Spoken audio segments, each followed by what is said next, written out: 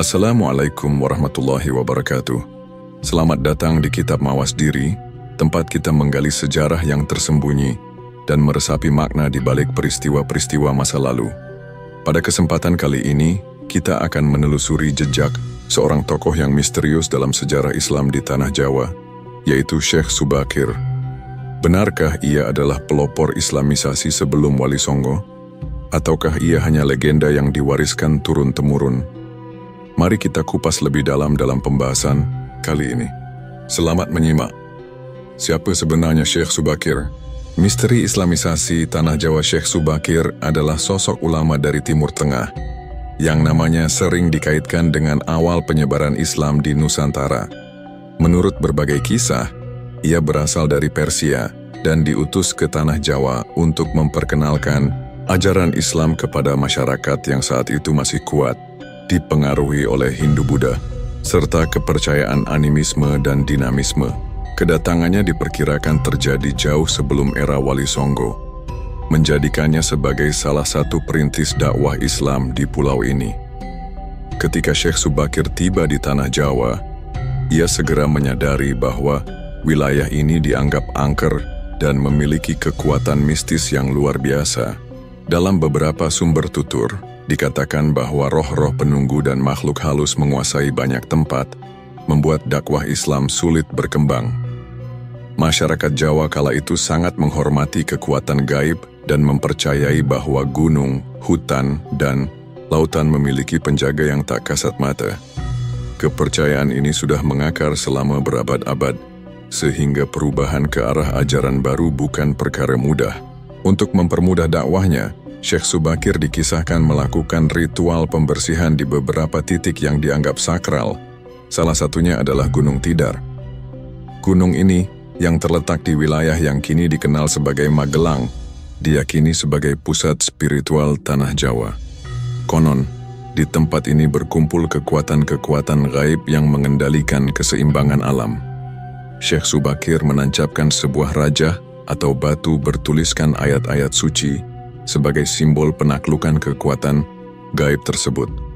Sejak saat itu, menurut legenda, Tanah Jawa menjadi lebih kondusif bagi penyebaran Islam. Setelah berhasil mengurangi pengaruh mistis yang menghambat dakwahnya, Syekh Subakir mulai memperkenalkan Islam kepada masyarakat. Ia tidak serta-merta menentang kepercayaan yang sudah ada, tetapi berusaha memasukkan nilai-nilai Islam secara bertahap. Pendekatan ini mirip dengan metode yang kelak digunakan oleh para Wali Songo, yakni dengan mengedepankan kearifan lokal dan menyesuaikan ajaran Islam dengan budaya setempat. Dalam menjalankan misinya, Syekh Subakir juga harus berhadapan dengan para penguasa lokal. Beberapa dari mereka menerima kehadirannya dengan baik, tetapi ada pula yang merasa terancam dengan ajaran baru ini. Meski begitu, ia tetap gigih dalam berdakwah dan berusaha menunjukkan bahwa Islam membawa kebaikan bagi masyarakat.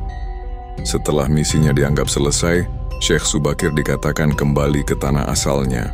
Namun ada juga versi yang menyebutkan bahwa ia menetap dan wafat di Tanah Jawa. Beberapa tempat mengklaim sebagai lokasi makamnya, salah satunya di daerah Magelang. Hingga kini, kisah tentang Syekh Subakir masih menjadi perdebatan. Apakah ia benar-benar tokoh sejarah atau hanya bagian dari legenda yang berkembang di masyarakat? Meskipun tidak banyak bukti tertulis mengenai keberadaannya, peran Syekh Subakir dalam Islamisasi Jawa tetap menarik untuk ditelusuri.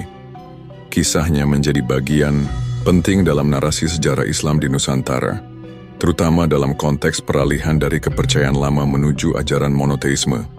Legenda tentang dirinya mencerminkan bagaimana penyebaran Islam di Jawa tidak hanya dilakukan melalui jalur politik atau perdagangan, tetapi juga dengan menyesuaikan diri dengan budaya dan kepercayaan lokal.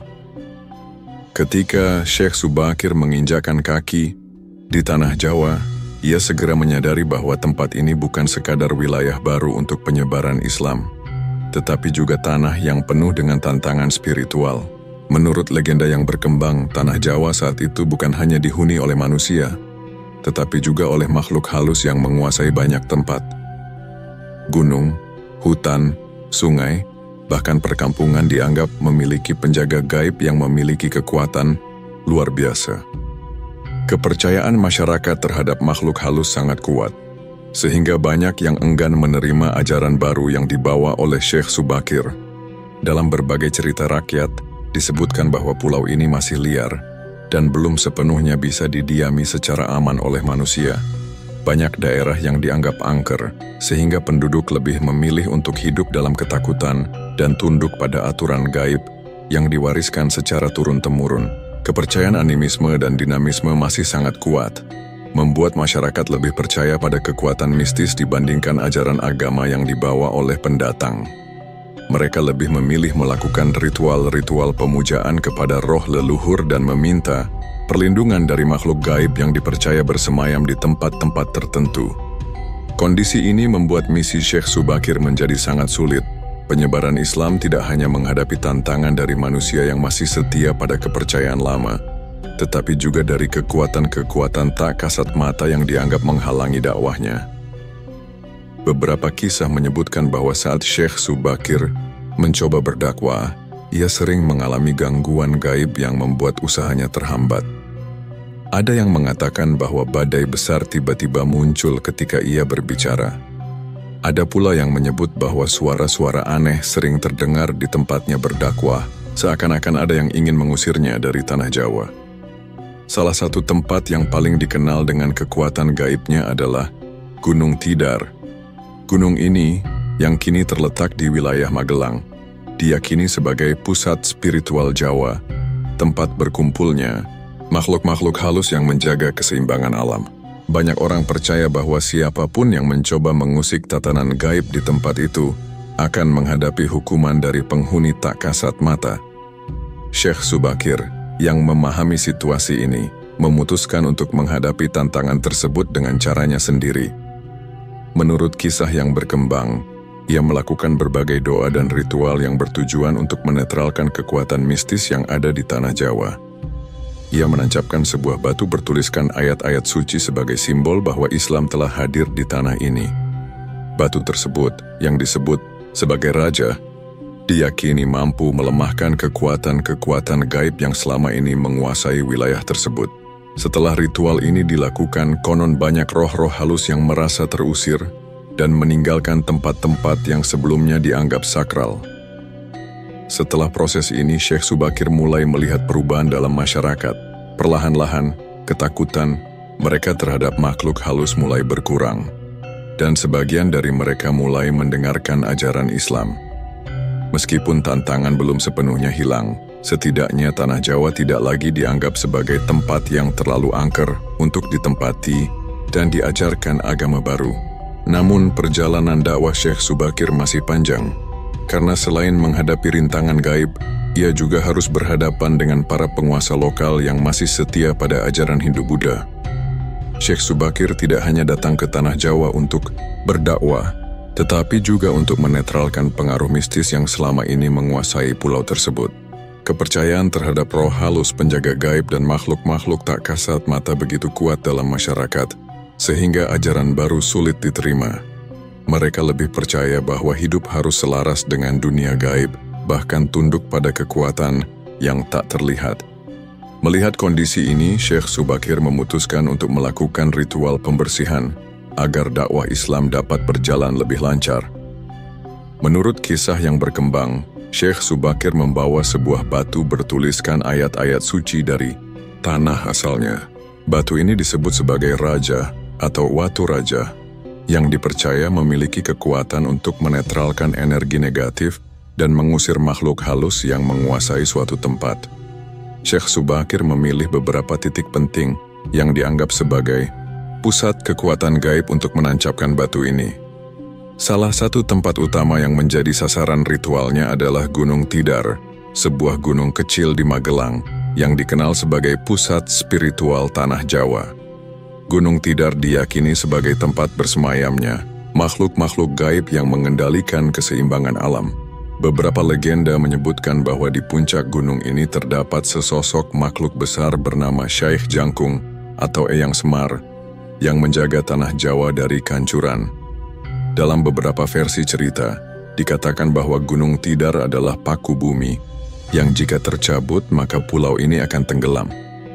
Kepercayaan seperti inilah yang membuat masyarakat sulit menerima ajaran baru, karena mereka lebih takut melanggar aturan gaib daripada mengikuti keyakinan yang dibawa Syekh Subakir. Dengan penuh keyakinan, Syekh Subakir melakukan ritual di puncak Gunung Tidar. Ia membaca doa-doa, melantunkan ayat-ayat suci, dan menancapkan rajah di tempat yang diyakininya sebagai pusat kekuatan gaib. Setelah ritual itu dilakukan, konon banyak makhluk halus yang berusaha melawan. Tetapi kekuatan doa dan keimanan Syekh Subakir membuat mereka takluk. Beberapa kisah menyebutkan bahwa setelah peristiwa itu, suasana di Gunung Tidar menjadi lebih tenang. Tidak ada lagi gangguan mistis seperti yang sering dialami oleh penduduk setempat. Setelah keberhasilannya di Gunung Tidar, Syekh Subakir melanjutkan ritual pembersihan di beberapa tempat lain yang dianggap angker. Ia menancapkan rajah di titik-titik tertentu yang diyakini sebagai sumber kekuatan gaib, seperti mata air, hutan keramat, dan daerah pesisir yang sering digunakan untuk ritual kepercayaan lama. Sejak saat itu, perlahan-lahan pengaruh mistis di Tanah Jawa mulai melemah, dan ajaran Islam bisa lebih mudah diperkenalkan kepada masyarakat. Meskipun masih ada tantangan dari para penguasa lokal yang setia pada Hindu-Buddha, keberhasilan Syekh Subakir dalam menetralkan pengaruh gaib menjadi langkah awal penting dalam Islamisasi Tanah Jawa. Ritual pembersihan ini tidak hanya membawa perubahan spiritual, tetapi juga mengubah cara pandang masyarakat terhadap kepercayaan lama. Tanah Jawa yang sebelumnya dianggap angker dan sulit disentuh oleh ajaran baru, kini mulai terbuka untuk perubahan. Setelah berhasil menundukkan kekuatan spiritual yang menguasai Tanah Jawa, Syekh Subakir mulai melaksanakan misi utama kedatangannya, yaitu menyebarkan ajaran Islam. Ia memahami bahwa masyarakat Jawa memiliki keyakinan yang kuat terhadap kepercayaan lama, sehingga dakwah harus dilakukan dengan cara yang lembut dan penuh kebijaksanaan. Syekh Subakir tidak serta-merta menentang kepercayaan yang telah lama dianut oleh masyarakat, tetapi ia berusaha memperkenalkan Islam dengan cara yang mudah diterima. Ia mengajarkan konsep tauhid, yaitu keesaan Tuhan, sebagai inti dari ajaran Islam. Dengan sabar, ia berdialog dengan para pemuka adat dan tokoh masyarakat, menjelaskan bahwa Islam bukanlah ajaran yang bertentangan dengan nilai-nilai kebajikan yang telah mereka anut, melainkan sebuah jalan menuju kebaikan yang lebih luas. Dalam perjalanannya, Syekh Subakir juga memperkenalkan berbagai praktik ibadah seperti salat, puasa, dan sedekah. Namun ia tidak memaksakan ajaran tersebut secara langsung. Sebagai seorang ulama yang memahami kondisi sosial dan budaya setempat, ia mengadaptasi metode dakwah agar lebih mudah diterima. Salah satunya adalah dengan tetap menghargai tradisi yang tidak bertentangan dengan Islam, tetapi secara perlahan mengarahkan masyarakat kepada ajaran tauhid. Keberhasilan Syekh Subakir dalam berdakwah juga disebabkan oleh karakternya yang rendah hati dan penuh kasih sayang. Ia dikenal sebagai sosok yang bijaksana, mudah bergaul dengan berbagai kalangan, dan tidak menggunakan kekerasan dalam menyampaikan ajaran Islam. Pendekatan ini membuatnya diterima oleh masyarakat, terutama di kalangan petani, nelayan, dan penduduk desa yang selama ini hidup dalam ketergantungan pada kepercayaan animisme dan dinamisme. Peran Syekh Subakir dalam penyebaran Islam di Jawa dianggap sebagai pelopor sebelum kedatangan Wali Songo. Ia membuka jalan bagi para ulama setelahnya untuk melanjutkan dakwah dengan lebih luas. Metode yang ia gunakan menjadi contoh bagi para penyebar Islam selanjutnya, yang mengedepankan kebijaksanaan dalam berinteraksi dengan masyarakat setempat. Selain mengajarkan Islam, Syekh Subakir juga dikenal sebagai seorang penyembuh. Ia sering membantu masyarakat yang mengalami penyakit atau kesulitan hidup dengan memberikan doa dan nasihat. Hal ini membuatnya semakin dihormati dan dipercaya sebagai sosok yang memiliki ilmu tinggi. Beberapa cerita bahkan menyebutkan bahwa ia mampu mengatasi berbagai gangguan gaib yang sering mengganggu masyarakat, menjadikannya tokoh spiritual yang disegani. Meskipun akhirnya Syekh Subakir tidak menetap lama di Jawa, pengaruhnya dalam Islamisasi tetap terasa. Setelah tugasnya dianggap selesai, Ia kembali ke tanah asalnya, tetapi jejak dakwahnya tetap dikenang. Peran dan perjuangannya menjadi fondasi bagi perkembangan Islam di Jawa, yang kemudian dilanjutkan oleh para wali songo. Dengan kehadiran Syekh Subakir, tanah Jawa yang sebelumnya dikuasai oleh pengaruh mistis dan kepercayaan lama mulai beralih ke ajaran Islam. Ia bukan hanya seorang penyebar agama, tetapi juga seorang pembuka jalan yang menjadikan dakwah Islam di Jawa lebih mudah diterima oleh masyarakat luas. Dalam upayanya menyebarkan Islam di tanah Jawa, Syekh Subakir tidak hanya berdakwah kepada masyarakat biasa, tetapi juga berusaha menjalin komunikasi dengan para penguasa lokal. Saat itu, para raja dan adipati masih memegang teguh ajaran Hindu-Buddha yang telah menjadi kepercayaan utama di wilayah mereka. Kedatangan Syekh Subakir membawa ajaran baru, yang bagi sebagian penguasa dianggap sebagai ancaman terhadap tatanan yang telah lama ada. Syekh Subakir menyadari bahwa keberhasilan dakwah tidak hanya bergantung pada penerimaan masyarakat biasa, tetapi juga pada kebijakan para penguasa. Oleh karena itu, ia memilih untuk mendekati mereka dengan cara yang bijaksana. Ia tidak datang dengan maksud menantang kekuasaan, melainkan menawarkan ajaran yang membawa kebaikan bagi rakyat dan pemerintahan.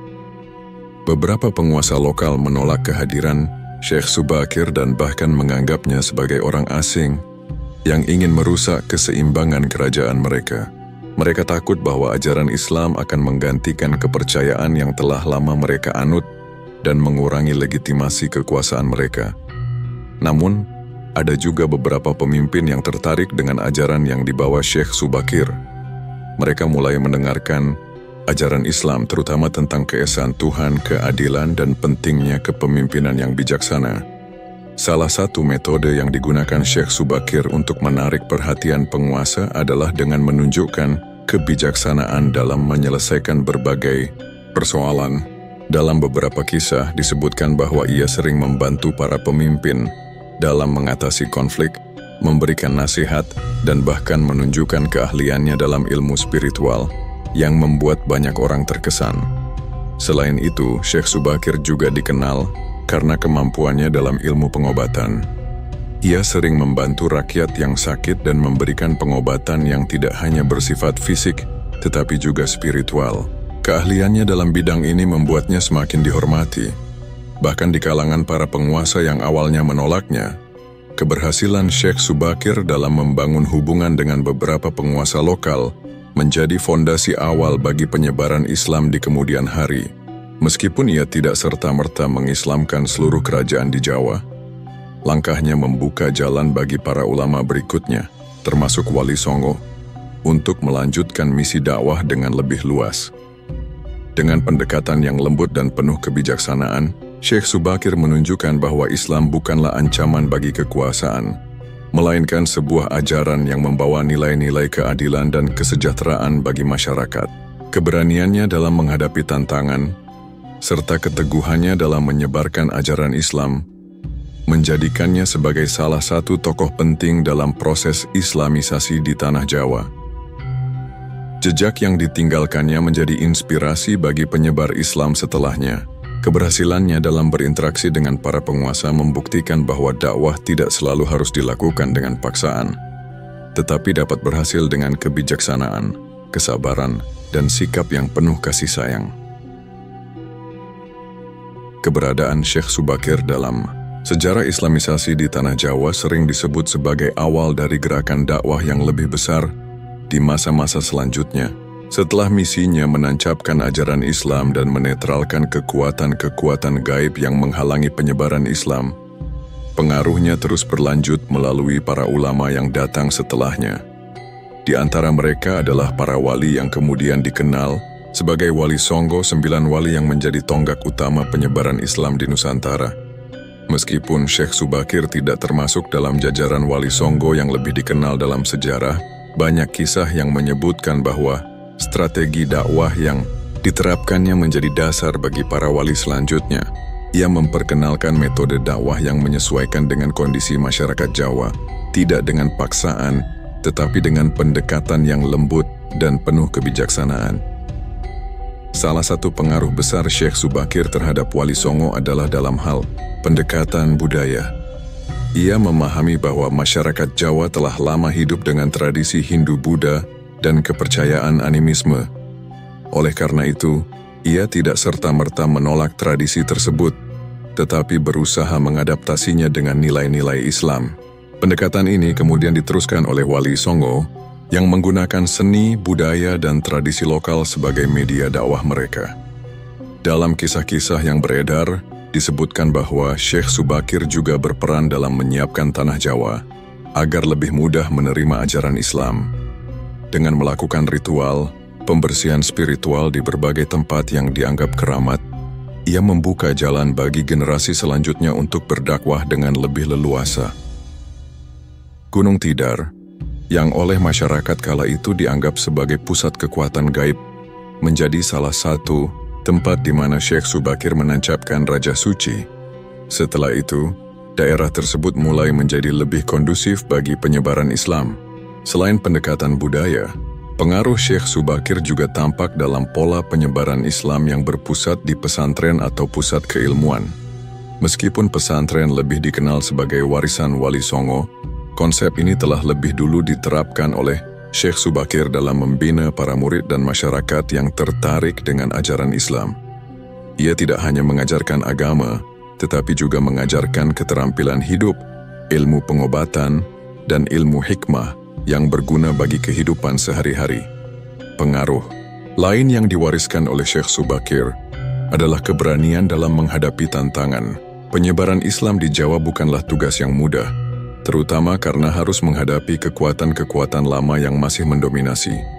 Namun, Syekh Subakir menunjukkan bahwa dengan kesabaran, kebijaksanaan, dan keteguhan hati, dakwah dapat berkembang dan diterima oleh masyarakat secara perlahan. Sikap ini menjadi teladan bagi Wali Songo yang kemudian melanjutkan misi dakwah dengan semangat yang sama. Dengan demikian, meskipun nama Syekh Subakir tidak sepopuler Wali Songo dalam sejarah Islam di Nusantara, perannya sangat besar dalam membuka jalan bagi generasi berikutnya. Ajaran dan strateginya menjadi pondasi bagi Islamisasi Jawa yang berlangsung secara damai, bertahap, dan menyatu dengan kebudayaan lokal. Tanpa jejak awal yang ditinggalkannya, mungkin penyebaran Islam di Jawa tidak akan semudah yang kita kenal dalam sejarah. Setelah menyelesaikan misinya di tanah Jawa, Syekh Subakir dikisahkan kembali ke tanah asalnya. Namun, ada pula versi yang menyebutkan bahwa ia tetap tinggal di Nusantara hingga akhir hayatnya. Keberadaannya setelah dakwahnya di Jawa masih menjadi misteri yang sulit dipastikan secara historis. Beberapa tempat di Jawa mengklaim sebagai lokasi makam Syekh Subakir. Salah satu yang paling terkenal adalah di kawasan Magelang, khususnya di Gunung Tidar. Tempat ini diyakini sebagai lokasi di mana ia menancapkan Raja Suci untuk menetralkan kekuatan gaib yang menghambat Islamisasi. Masyarakat setempat percaya bahwa Gunung Tidar menjadi lebih tenang setelah kehadiran Syekh Subakir, dan hingga kini, tempat tersebut masih dihormati sebagai pusat spiritual. Selain di Magelang, beberapa daerah lain juga mengklaim sebagai lokasi peristirahatan terakhir Syekh Subakir. Namun, tidak ada catatan sejarah yang secara pasti membuktikan keberadaannya setelah misinya selesai. Hal ini semakin menambah aura mistis di sekitar sosoknya, menjadikannya salah satu tokoh legendaris dalam Islamisasi Jawa, terlepas dari di mana ia menghabiskan hari-hari terakhirnya. Pengaruh Syekh Subakir tetap terasa dalam sejarah Islam di Nusantara. Ia membuka jalan bagi para wali selanjutnya, membangun fondasi dakwah Islam, dan mengubah wajah spiritual tanah Jawa. Jejaknya masih dikenang hingga kini, baik dalam cerita rakyat maupun dalam peninggalan tempat-tempat yang dikaitkan dengannya. Syekh Subakir adalah sosok yang keberadaannya sulit dilacak dalam catatan sejarah tertulis. Tidak banyak bukti konkret yang menunjukkan kapan tepatnya ia datang ke Jawa dan bagaimana perannya dalam proses Islamisasi. Namun dalam cerita lisan yang berkembang di masyarakat, namanya disebut sebagai ulama besar yang menundukkan kekuatan gaib dan membuka jalan bagi penyebaran Islam di tanah Jawa. Sebagian sejarawan meyakini bahwa Syekh Subakir memang tokoh nyata yang berasal dari Persia dan memiliki misi dakwah di Nusantara. Namun, minimnya catatan tertulis membuat banyak kisah tentangnya bercampur dengan legenda dan mitos. Misalnya, cerita tentang ritual pembersihan Jawa dengan menancapkan raja di Gunung Tidar seringkali lebih bernuansa mistis daripada historis. Bagi masyarakat Jawa, keberadaan tokoh seperti Syekh Subakir bukan hanya sekadar bagian dari sejarah, tetapi juga memiliki nilai spiritual yang mendalam. Kisahnya menjadi simbol perubahan zaman, dari era kepercayaan lama menuju ajaran Islam yang berkembang pesat di kemudian hari. Ia juga sering dikaitkan dengan Wali Songo sebagai pendahulu yang menyiapkan jalan bagi mereka. Apakah Syekh Subakir benar-benar ada atau hanya tokoh dalam legenda? Hal itu masih menjadi perdebatan. Namun yang jelas, namanya tetap hidup dalam ingatan masyarakat sebagai salah satu figur penting dalam proses Islamisasi tanah Jawa. Jejaknya, baik nyata maupun mitos, terus menjadi bagian dari warisan spiritual Nusantara. Demikian kisah tentang Syekh Subakir, sosok yang namanya terus dikenang dalam sejarah dan legenda Islam di Nusantara. Apakah ia tokoh nyata atau sekadar mitos? Yang pasti, perannya dalam Islamisasi tanah Jawa tetap menjadi bagian penting dalam warisan spiritual kita. Terima kasih telah menyimak hingga akhir. Jangan lupa untuk like, subscribe, dan aktifkan lonceng notifikasi agar tidak ketinggalan kisah-kisah sejarah lainnya. Sampai jumpa di episode berikutnya. Tetap mawas diri dan terus menggali hikmah dari masa lalu. Wassalamualaikum warahmatullahi wabarakatuh.